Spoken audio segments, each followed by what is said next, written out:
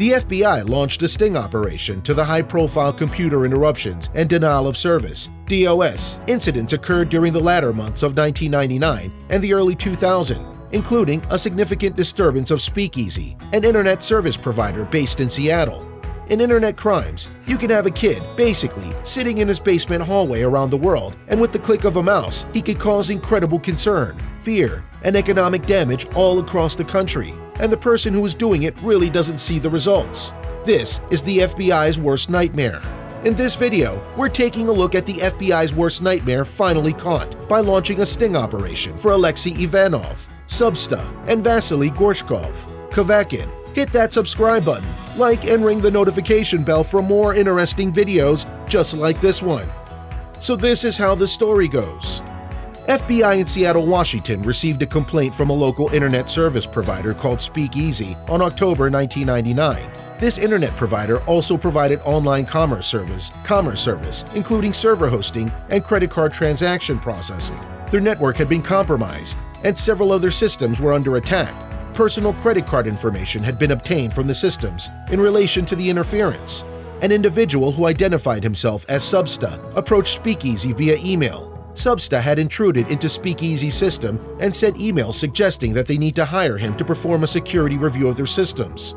When Speakeasy didn't hire him, after roughly 2 months, the decision escalated to the threat of destructive retaliation and extortion payment. The company didn't make any payments and subsequently lost use of some of their systems for an extended period during the last week of December 1999. The company then made a report to the FBI, provided with the name Substa. Other events that happened similar to Speakeasy took place at the Online Information Bureau of Vernon, OIB, Connecticut. OIB also provided internet services, including server hosting and credit card transaction processing. Tens of thousands of credit card numbers were stolen during the computer interruption at OIB. OIB also received escalating retaliatory threats, including extortion. They filed a complaint with the FBI in New Haven, Connecticut. During the process of investigation, the name Substa appeared again. Same profile of the OIB and Speakeasy attacks was recognized, and the Substa connection was established. Credit card numbers are often reused or sold within the context of cybercrimes. Investigation was required to determine how the stolen credit card information was being used. During January and February in 2000, numerous other online incidents took place. CD Universe, located in New York City, suffered a computer interference and lost virtually all of the credit information of all their customers. Yahoo, the web portal, and eBay, the web auction service provider, experienced extremely heavy traffic. The press, including CNN, pondered that these events might be denial of service, DOS, or some other form of online attack. The case extended over the course of several months. The name Substa mentioned many times during the preliminary investigation and provided the initial basis for linking interference incidents. CTS, a Los Angeles-based ISP, also experienced a similar intrusion threat scenario. CTS provided a shell account to Substa and made regular backups of the files that he had stored on their server. CTS, however, was fully cooperative with the FBI investigation and produced several Substa shell account backups upon request. By this time, numerous investigations were underway, and they all dealt with a similar method: computer intrusion, data theft, and attempted extortion. The network traffic originated from computers in Russia in all of these cases. The FBI investigations in Seattle, New Haven, Los Angeles, and Newark all identified the same subject, Alexei Ivanov, aka Substa. The FBI determined that he was located in Russia, where he was involved in a business, tech.net.ru. The domain name, tech.net.ru, also appeared in Substa email message envelopes. Around June 2000, the FBI set up a company named Invita. A sting operation consisted of 3 undercover FBI agents and a civilian cybersecurity expert posing as a computer security company in Seattle, Washington. The plan is to lure this hacker to the United States, and 2 members of the hacking group took the bait, Substa and Kavakin. It was felt that it would be likely that Alexei Ivanov would participate in an interview related to a job prospect at a computer security company, since he was circulating his resume and looking for employment. Invita was established in a business setting not far from the University of Washington. The computer equipment at the Invita office included 2 networked and internet-connected laptop computers that were also running keystroke recording software. Activities in the Invita office were also captured on video and audio. An undercover agent made telephone contact with a man whom he believed to be Alexei Ivanov to arrange a job interview at Invita. It turns out instead that the agent spoke with Vasily Gorshkov, a business colleague of Alexei at tech.net.ru. Vasily Gorshkov suggested to the agent that they conduct a test hack. The FBI agreed and had SciTech, a private company, construct a honeypot. The SciTech honeypot was constructed with full logging and monitoring capability in order to record everything that Ivanov and Gorshkov would do.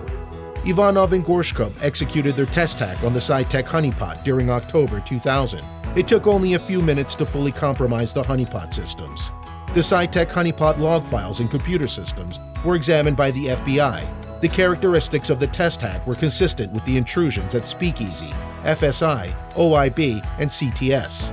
Gorshkov and Ivanov, having successfully completed the test hack, were then invited to interview as new hires for the Invita high-technology startup. They were to be interviewed for security analyst consultant positions at the company.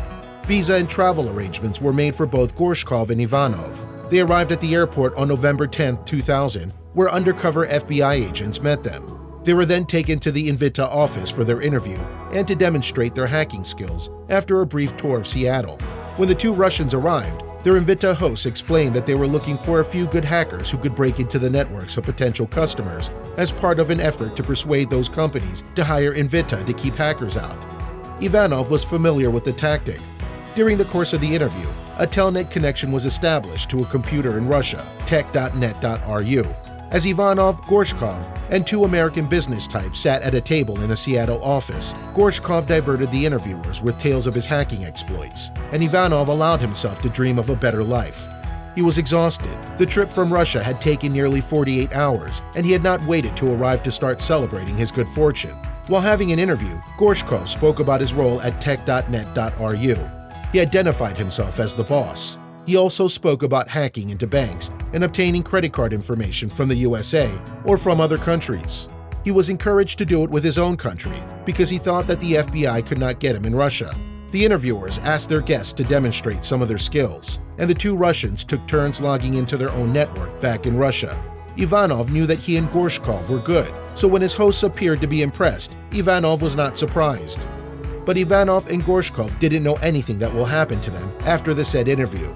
The FBI prepared a warrant of arrest for Alexei Ivanov, but no warrant had been issued for Vasily Gorshkov. Both men were arrested as a result of the activities and discussions that took place during the Invita undercover.